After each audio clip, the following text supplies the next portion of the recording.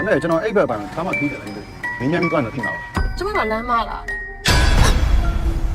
မင်းတို့ရှေ့ဆက်သွားလို့မဖြစ်ဘူးနောက်ကျောင်းပြန်ခဲ့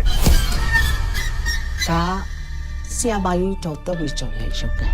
ဘိုးဖွာလာတဲ့ကလေးအတွက်အဆအဆအရာရာဒီကိဟာကပဲတာဝန်ယူတယ်ဆိုတဲ့သဘော ကျမဒီကလေးလေးကိုဝေးပေးရတယ်ပြန်ခေါ်တော့ ကျမဒေါက်တာတက်ဝီကျော်လားတွေ့ရတာမှန်းတော့ပါ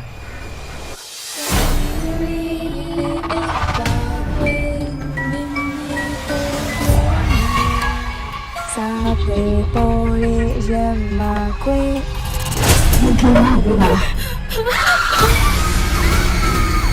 ညအခန်းပြင်မှာအမျိုးသမီးတယောက်သားချော်လေးဆိုရအောင်ကြားလိုက်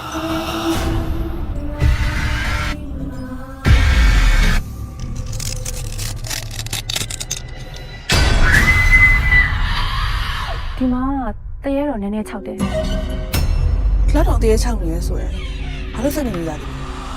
ဒီမှာတရေခြောက်လို့မနေရဲပဲအပြင်မှာသွားနေတယ်နားကားသွားကြမှာပဲဒီ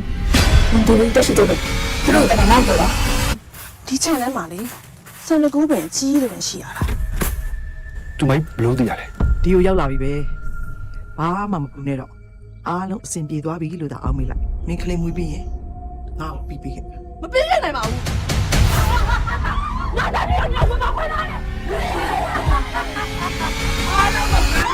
ခေါ်သွားတယ်ဒီလိုအားလုံးဘူးမှမနဲ့ကြရဘူး